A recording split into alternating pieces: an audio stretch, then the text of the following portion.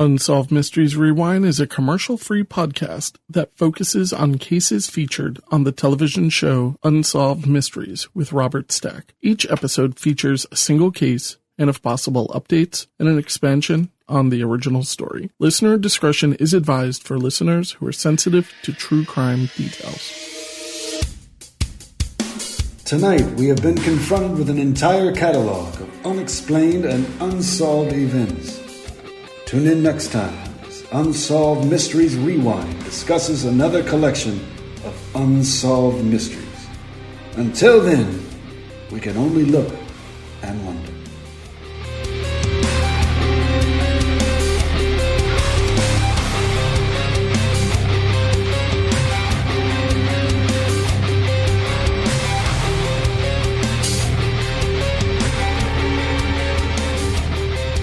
Hello, this is Mark, and you're listening to Unsolved Mysteries Rewind. Today I'm on Lindsay. How are you doing, Lindsay? I'm good. How are you? I'm doing really great. And we are going crazy with all these different topics of research. So yes. Today, do you want to talk about the case that is in front of us today? Sure. Today we are talking about the mysterious death of Jamie Santos, which makes it sound much more interesting. This is a pretty popular case. Really? Yeah, people talk about this one, even though I don't think there's too much here. It must be like a quick conversation, though. It is. There's not so much there, but I think that it still gets a lot of attention because this happened in Wheeling, Illinois, on October 27th, 1991, in a place where things like this normally don't happen. There's not a high crime rate. I think you found out that the last time a murder happened here was when? It was 1985. So, I mean, 6 years. I mean, they probably had on the wall like a chalkboard saying, so many days without a murder. Exactly. That's where I was going with that one, yeah. Yeah, it's just kind of interesting. So, essentially, Jamie Santos was a stripper. I mean, we can call her a dancer. We can call her all of these other things. But I would almost go with sex worker because I'm just not sure. But fine, let's just go with stripper because she's dead and it seems slightly more respectful. How about this? She works in the sex industry. Oh, good. I like it. I like it. I mean, I don't know for sure if she was an escort of any kind. She did seem to be.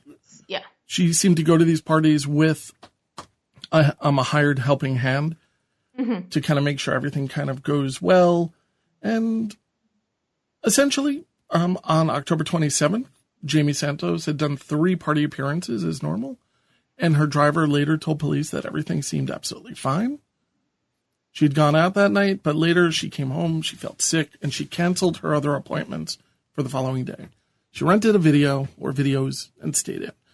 Don't you want to know what she watched? I totally do. Yeah, I would love to, and I want to know if they ever were returned. Right. So, well, I have another question. Blockbuster, yeah. We also have 2 pets of hers that I want to know what happened to. I think the parents took them. Come on. Maybe. Hope so. What was it? Bandit and Prince. Yeah. Yeah. Adorable. We could do a deep psychoanalytic dive on those names, but fine. Yeah. I mean, 1991, it's kind of, if she's a Prince fan in 1991, she's really holding on to a lot of the not the huge hits. Yeah. I thought more of like waiting to find her Prince Charming. Oh, it's possible too. Yeah.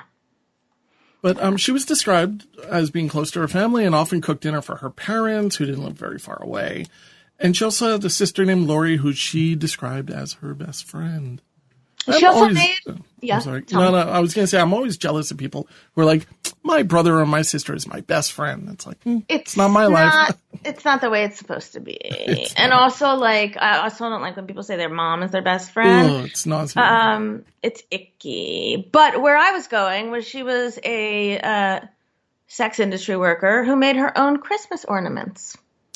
Yeah, you know what? It seemed like she had kind of a simple existence when it comes to that. She liked the idea of doing these kind of homebody things. Just renting a movie, staying in. But, the stripping part, from what I understand, she made about $1,000 a night. even now, that's pretty good, Oh, and, yeah. Back then, that's some serious money that she's banking. And it's probably cash under the table. I don't think anyone's giving her a credit card. Yeah, no one's like, can I Venmo you? No, this is way before Venmo. And we're just, so it's just all cash. And that kind of comes up a little bit later as well. But we have, all right, so she canceled it. She's home. She called a friend. And she's just kind of doing what we all do, just kind of vegging. She probably has like $80,000 in cash. Like, why not? She was also described as very responsible, and she loved things. Once again, it's a weird adjective to use with I am being super judgmental, but I feel like most people in the sex industry do not. It's a lack of opportunity, not a willing desire. Except Coyote Ugly was pretty close to being like. That's a tough movie to get through, though. Stripper. I love that movie. It's my favorite trashy movie. But have you ever gone to the bar that it's based on in Manhattan? I have not. Oh, okay. I'll send you. I'm forgetting the name off the top of my head, but it's okay. If I ever leave the house, I'd love to go. So But you go there and it's literally bras hung up everywhere, and the girls are there, and all of a sudden you're like, "What's going on?" You're spraying alcohol in people's faces, and it's really great if you want to feel old. Yeah. And it's a great place to leave. But it looks like it's fun if that's what you're into. Well, you can go to Hibachi and they'll spray alcohol in your face. And broccoli. And broccoli. Yeah. That is the weird part. Yeah. I'm always afraid. I'm like, it's okay. You don't have to burn me with this food. It's coming off that 500-degree grill. Don't need you throwing it at me. At a price. And so the next day, so we don't really know what happens. We know that she canceled. We know she was at home. She called a friend. We have nothing. It's just. We don't know how long she was on the phone with a friend. We don't know what they spoke about. Although we do know from a separate friend that she had said she had been feeling unsafe and possibly talked about buying a gun. Yeah. But her parents quickly said, well, I don't think it's because she was in trouble. It's like, well, I think history would probably say maybe she did think she maybe was in a little bit of trouble. Yeah, I have to tell you, lately I am starting to believe that guns are the problem. Okay. I'm just saying, there's a lot of shootings going on lately, but not then. So, I think there's always been a lot of shootings going on. It's kind of part of our wonderful North American culture. We're just publicizing them more. That makes sense. Okay. But nonetheless, of course, if, guns need to be owned by people who are responsibly going to use them, I don't think either one of us would disagree with that. No. But so an unidentified man calls 911 the next day. I want to call it the morning, but really it's around now. It's got to be now because there was like a liquor store reference, and I happen to be, very into liquor stores. Knowledgeable. Exactly. And most of them don't open until 12 unless you're in Florida, in which case some of them open at 9. Well, the man calls at 11:30, right? I would imagine that by that time, a wine shop, which is the way I grew up calling them, we call them wine shops because you buy liquor. And it just sounds better. You pick up a bottle of wine. You feel good about it. That's why it's called wine culture, when most of us women are just, putting our heads into vats of like vodka. So, right. Oh, that's just me. Sorry. Go on. That's just, as long as it isn't before 8 a.m., No promises. But by yes. 9 o'clock, it's fine. Yeah, totally. All right. So a man calls from a liquor store, and the liquor store is, I put it somewhere, it's like 7 miles from her house. See, I didn't get that. I think there's a lot of conflicting information. If you look at my notes, I have a little bit of a map screenshot. I don't know how to read maps, so I ignored it. Well, if you look at the blue, it's really 0.6 miles away from her home. And it's actually a CVS now. Okay, so I have the liquor store was 2.1 miles, 7 minutes by car if you were going 21 miles per hour. I got this in Reddit. And that's why it's wrong. It took me a long time to figure out remotely how to search for anything in Reddit. And I don't math. And so like this to me just read like if one train leaves the station. So, but I also think there's probably like a big tree that you can't drive through to get there. Well, like, do you know what I mean? Like maps are fine. Like, it's kind of like if you ask the Amazon Echo how far something, and it says, as the crow flies, which just means it's a straight line. But this would be 0.6 driven miles. Okay. And it would take 2 minutes by car, which means probably it would take about 8 minutes on foot or something. Interesting. So we're not really sure. Yes. Yeah. Yeah. Well, on my other podcast, we're always talking about the speed of walking and the speed of wagons from the 19th century and things like that. So it's something I know about a little bit. That sounds like a fascinating podcast. I would really enjoy mathing my way through that. Yeah. I'm joking. It's very different than what we're talking about, but not so different. So at 11:36, 6 minutes after calling 911, paramedics arrive at the scene. You would think this is the Long Island fire departments, the way, holy cow, 6 minutes. It's incredible. I was so impressed. They found Jamie Santos unconscious. They go into her house. We're discussing this kind of lighthearted, but, I don't think we at all think that there's anything lighthearted here. No, we're just kind of jesting. That woman is lighthearted. Of course not. No. How dare you?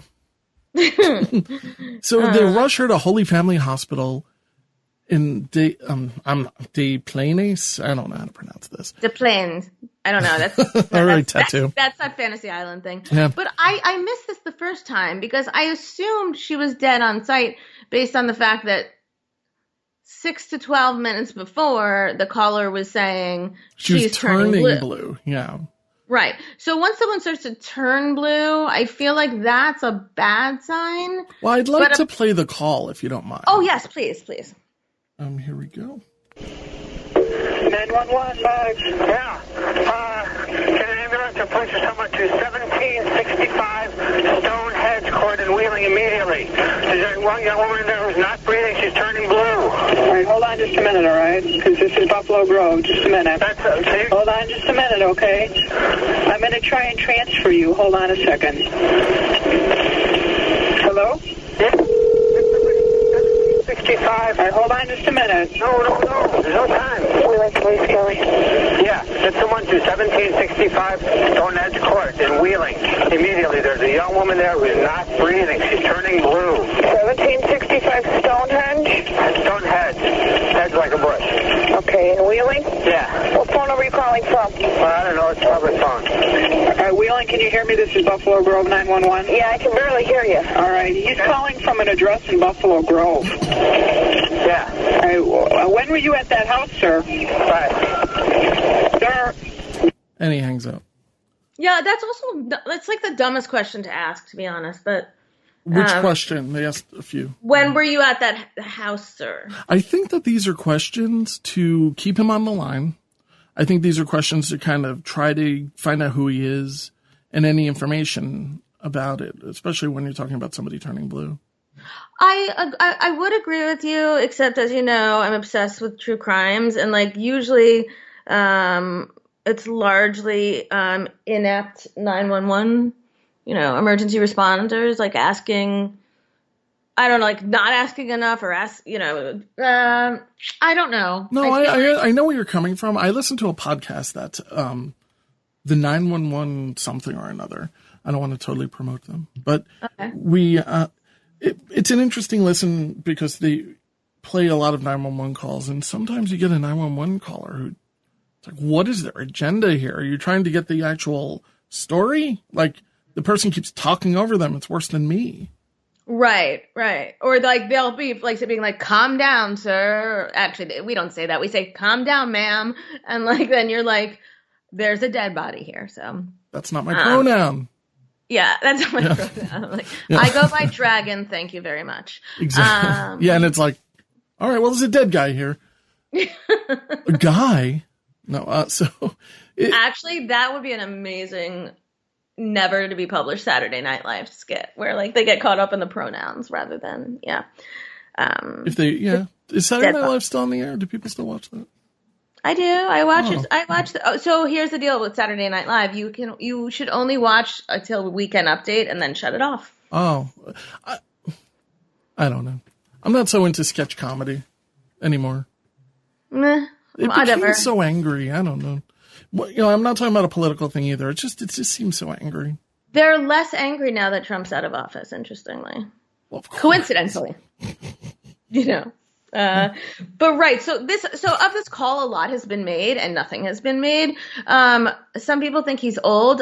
And in listening to it this time, I think it's because it sounds like he has no teeth. Wow. You don't think so? No, I didn't think about that, but you might totally be right. He I think that's what makes him sound old. Is he's got like that kind of Mayberry-esque, like, I don't know. No. Like maybe his dentures are shifting in his mouth exactly.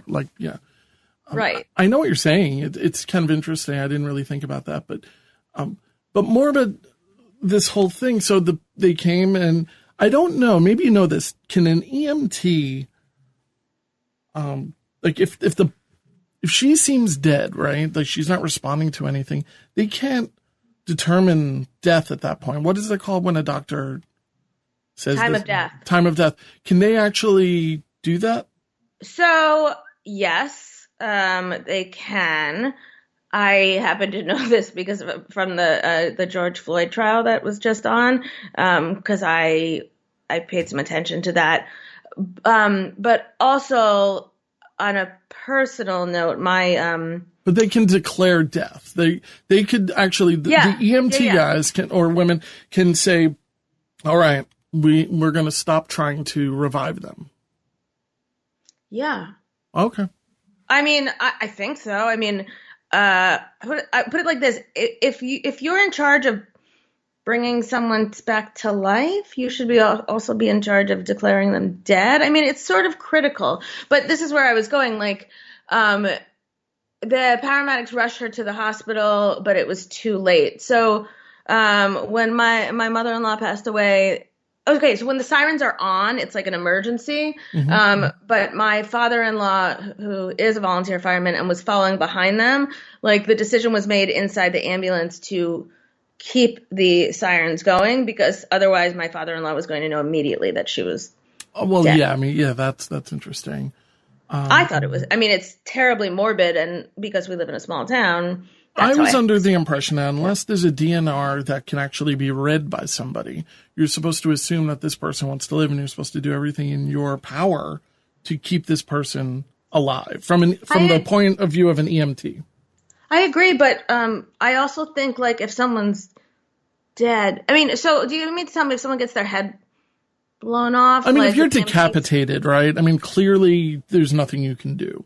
But I'm saying if somebody is going into cardiac arrest, or their heart stops, or they're turning blue, or they are blue, and that you don't know for how long they've been. Yeah. And you administer CPR, or you do any of these type of things. We would, I don't know, at what point I would imagine that they would stop when they get to the hospital and pass it off to the, physician. I have the answer. So paramedics and EMTs usually can declare death, which is stating that someone is dead. This is not the same legal term as a pronunciation of death. That's what I was thinking. I couldn't remember the term. Okay. I mean, these are little details. It's clear. It is, but it's interesting because a lot of power to wield, really, in the hands of these EMT people.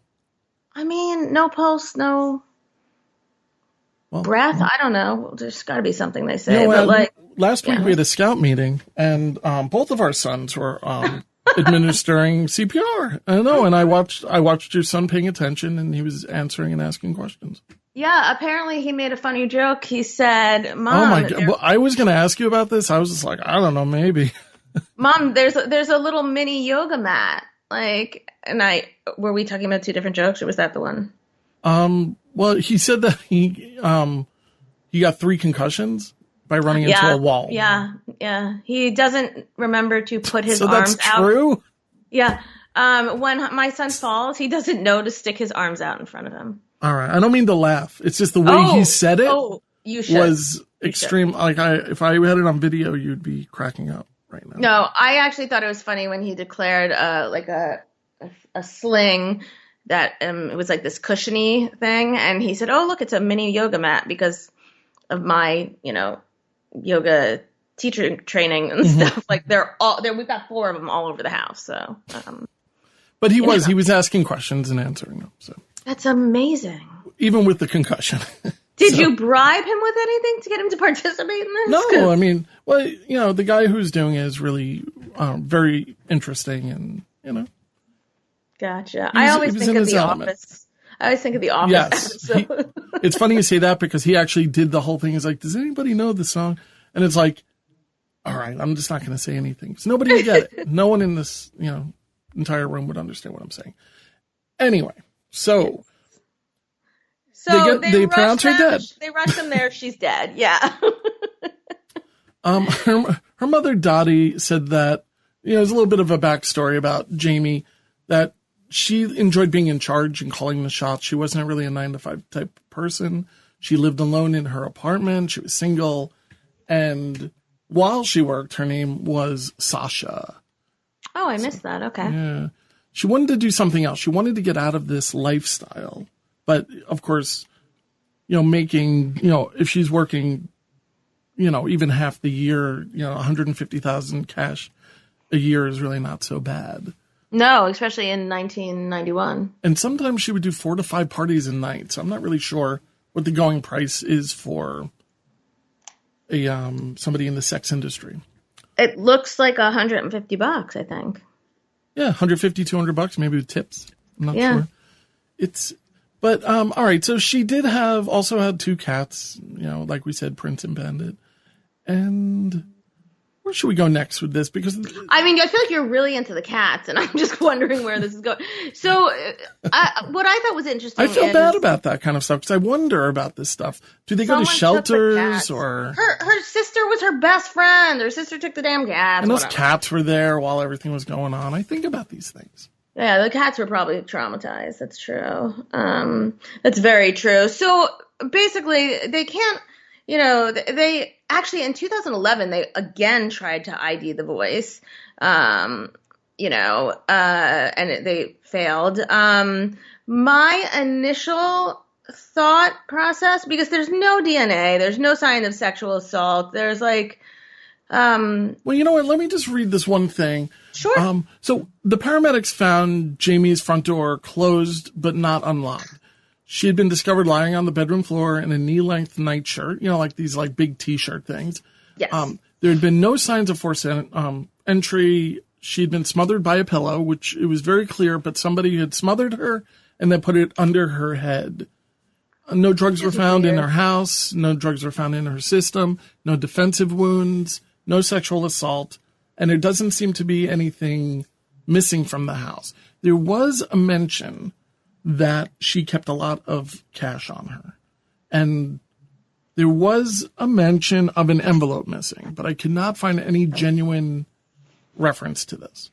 Sure. We know she kept a lot of cash on her because that's what she did. Yeah. Well, right. And other than Jerry Springer, very few people pay strippers or whatever with checks. But you can't deposit it either. If you deposit it, you're going to have to claim it.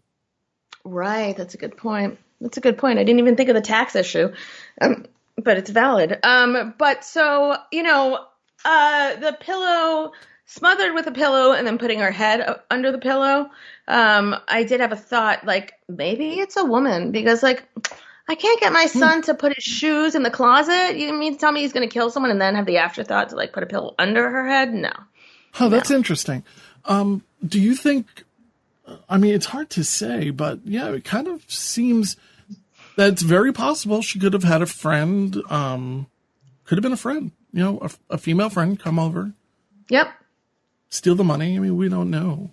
But you don't need to, I don't think you need to, do you really need to kill someone to steal? Other than a DC, DC movie, DC comic movie, usually you don't need to kill anyone. Just take their stuff and go. But without getting into total fan fiction, what if they were to, maybe they thought they were going to knock her out or something, right? By with doing a pillow? This. They're going to knock her out with a pillow? My son's had 3 concussions. Just throw her into a wall. Don't throw anyone into a wall. I'm just saying. Yeah, it doesn't make a lot of sense. I mean, maybe, I'm about to say maybe there was a fight, but doesn't show any sign of there being any type of.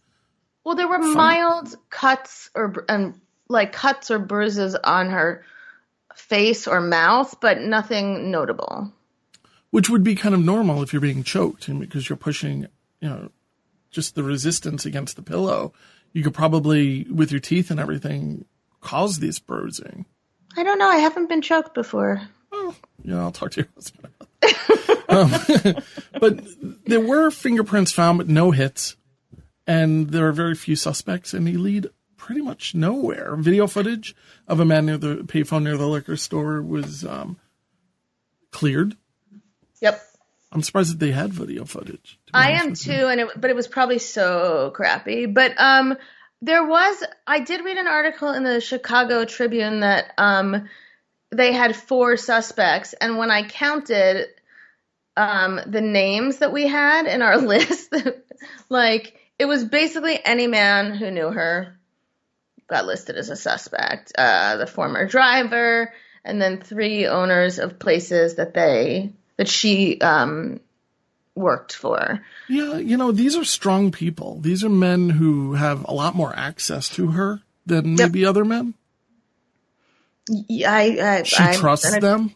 I'm going to go with yes, so we don't slut shame. But yes, I think they did also. I don't think it's a slut shame thing. I mean, it's one of those things where she has a professional relationship with them. They work for her.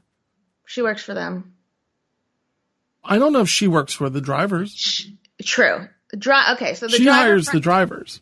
Right. The driver, Frank Roman, works for her. But then there's Greg Jasinski,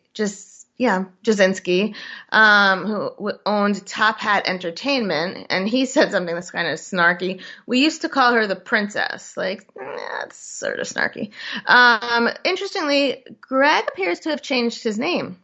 Oh, really? Do we know what? I'm sorry? Do we know what? Oh. He appears to have changed it to Greg Rini, Rini, because when you look up Top Hat Entertainment, that's what comes up. And then I did a cross-reference on name changes type things, or it's called might be related to. Okay. But Greg Rini is he's approximately the correct age, according to my math, which was somewhere in his 60s, I assumed, high 60s. Louis Franchi of Spice It Up, I couldn't find. Steve Higgins of Leather and Lace.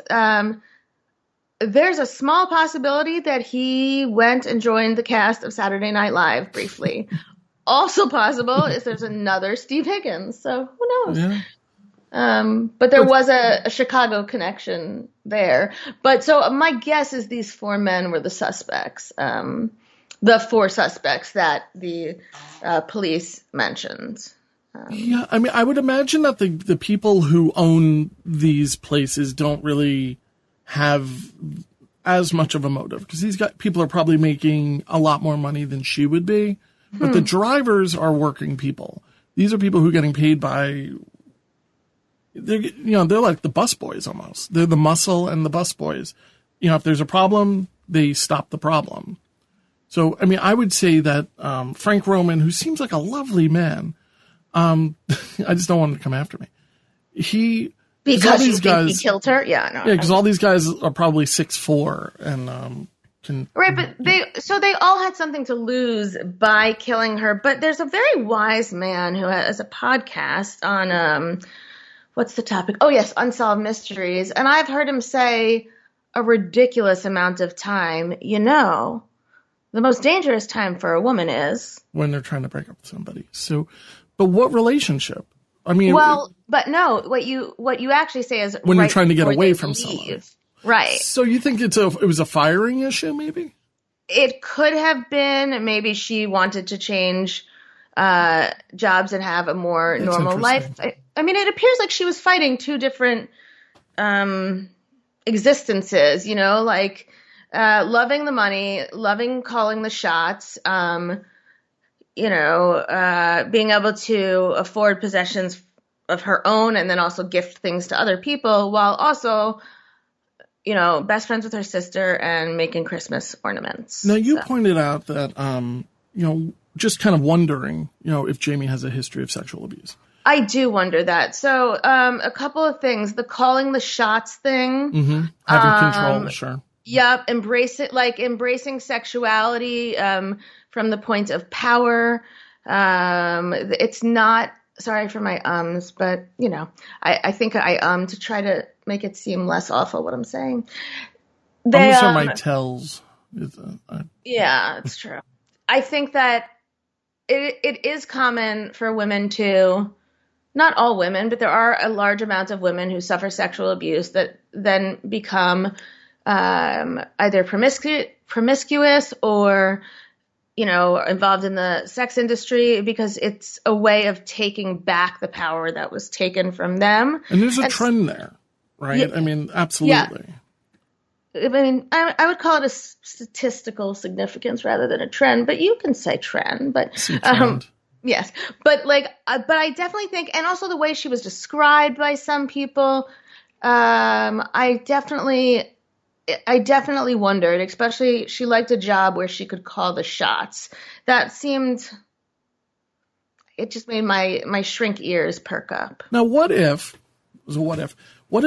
somebody broke in during the night, robbed her, killed her, and because one thing I don't know if we ever find out is how long, was she alive when they got to the apartment?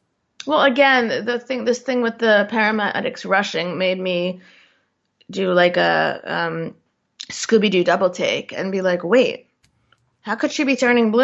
And also minimum of 12 minutes later, Is it possible she had a client who's supposed to come the next day for an in-call type of absolutely escort service, and he comes in, the door's unlocked, right? We know that. He goes in, sees the body, freaks out, leaves, calls the police. And it's very possible that this client, it's hypothetical, had nothing to do with it. And it's possible she was robbed previously. It doesn't really matter because the guy never came forward to say who he is or who he isn't. And there is this also reference to money being missing. Maybe we have no accountability. There's no way to track cash. So right. I'm just not really sure. But there's a lot of theories. There's a lot of theories. I also like one my husband gave me. Yeah, I was going to say, your husband has an interesting theory. I think it's a little fancy. I got hooked on the idea that this seemed like a first kill, for a couple of reasons. I'm thinking serial killers. A couple of reasons. One is a lot of times, sexual serial killers will start off as peeping toms, and although there was no, which is not obviously, unless you have a very long penis, that does not result in, intercourse. So sorry. Well, you're leaving out, somebody who's going to take things literally into their own hands. So, There's also people who are chronic masturbators who do this peeping Tom type of thing. There's a lot of places for these people to fall into. But a lot of rapists and sexual predators, serial killers start as peeping Toms and then they gain more confidence, which was what I was asking him about. And he agreed. He said it's possible that, often he called it budding serial killers, which is just wrong, but often start by fetish burglaries. And certainly the idea of robbing a stripper, especially because we don't know, by fetish burglaries, there's the sort of insinuation or expectation that they steal not only things of monetary value, but also underwear or, a bra or something that makes them feel close to the person. I did do a deep dive into known serial killers around that time. Because, this is interesting, Yeah, sex workers are often the targets of serial killers because often no one cares, which is sad. Like in Jamie's case, that does not appear to be the case, but well, she's kind of an anomaly. She has a family. This is just not something that's normally in connection with sex workers. I couldn't find. I mean, the serial killers also usually have a type.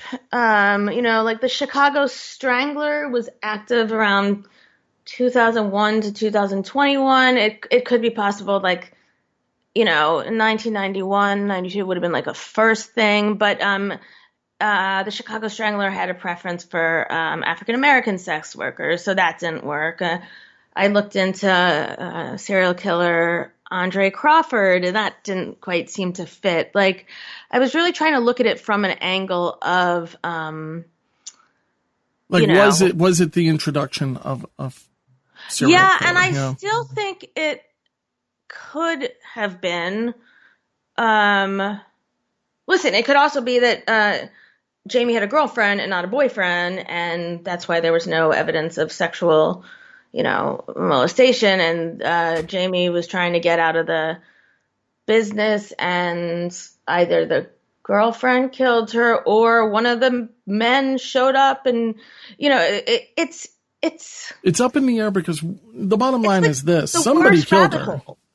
Yeah, definitely somebody killed her, and they were smart enough or had the foresight enough to wipe down their fingerprints for the most part, or it's also possible. Like, I'm going to guess that if you run my fingerprints, you're not going to get any hits on anything because I've never been arrested personally. And this is, 2021. Back then, if you're kind of just a normal guy who doesn't get into trouble, your fingerprints just wouldn't be on file and you could just get away with something like this. You're obviously much, much older than I am, but by months, no, yeah, hundreds of months. Yes, but when I do remember at some point, we did start. It was probably after Adam Walsh, if I had to guess, but we did start fingerprinting children, which we're assuming no child killed them. But my point being, like, who did? There's no federal database for children's fingerprints. You would get a finger I don't get the fingerprint kit. Now I know what you're talking about. There is you can go to your local police station right now and get a fingerprint kit. They'll give you a cute little envelope and everything, and you fingerprint your kids' fingerprints and you keep it. Now, God forbid your children were to vanish, you have their fingerprints or something. And right. I feel like it was a school thing because there's no way my mom would have given enough to like. No. This would be a program. In the Scouts, we've done this. Okay. It's one of these kind of things. It doesn't make a lot of sense to me why we need kids' fingerprints to find them. That doesn't make a lot of sense to me. But I guess my thought was if there was a similar thing done earlier. I don't know. I like to imagine there's a database of fingerprints somewhere. Well, it's definitely possible if you have an iPhone that it keeps a record locally of your fingerprint if you use the fingerprint unlock. But that's, again, only saved locally. It's not saved in a database. But there's no way I use something that fancy pants. But even newer phones have the fingerprint in the back, that type of stuff. But nonetheless, for the most part, I know for a fact that I've never been fingerprinted. But that's not to say that, if you were to run my fingerprints, all of a sudden these crimes would come up. I don't want emails. But I feel like that's what you're saying. I feel like you're confessing as we speak. I did it. Everything. Yeah. That's what it sounds a lot like. But I also like. think that when you run fingerprints in 1991, right, it's not like computers now. Right. This is, this is like DOS 3.1 with the big beige computer. You just lost half our listeners on that, but go on. But, it's, I think you'd be surprised who's listening to this podcast. I think I'd be horrified. I love them all. But maybe they're listening on a computer from 1991. That would be really interesting. But nonetheless, a computer from back then, is not going to really be able to cross-reference these blobs, So I think there's this whole technology nowadays, totally different situation. Well, that's the thing. I want them to re-examine. By the way, in 1992, the McGruff safe kits were officially licensed by the National McGruff the crime dog, right? Yeah, and I remember those children about safety in a fun and friendly way. He looked like Robert Stack, really. Yeah. If you look at McGruff, he's in the trench coat, right?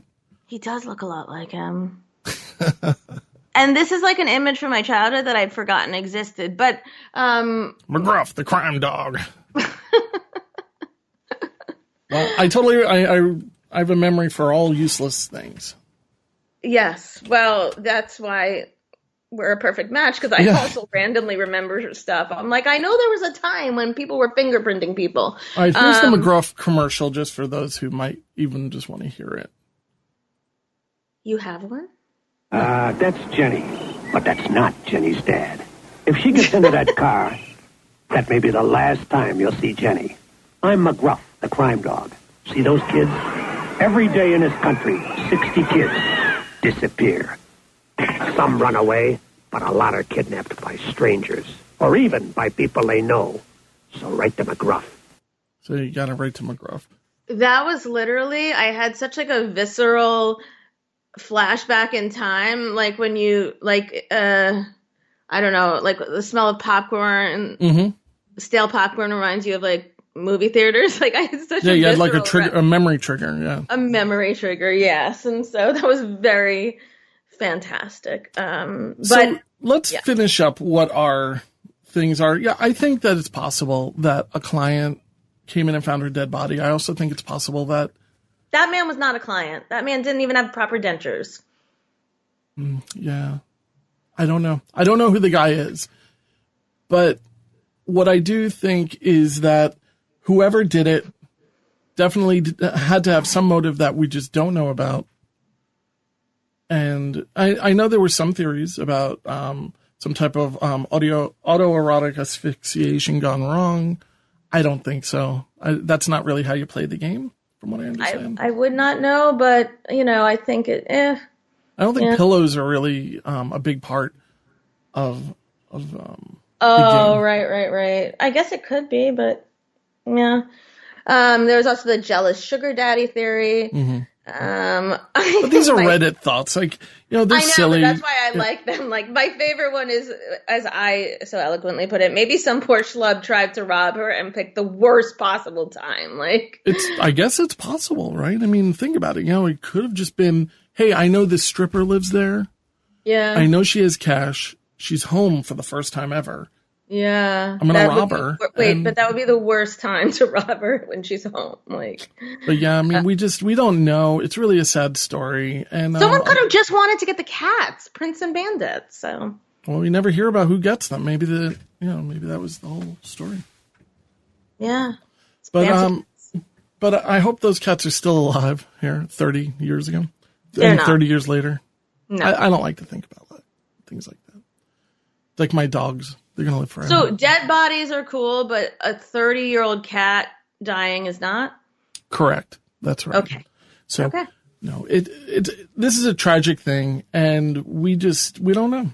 There just doesn't. And I kind of want people to reopen it and look into it again. I also ask myself, had she had a gun, would this have happened?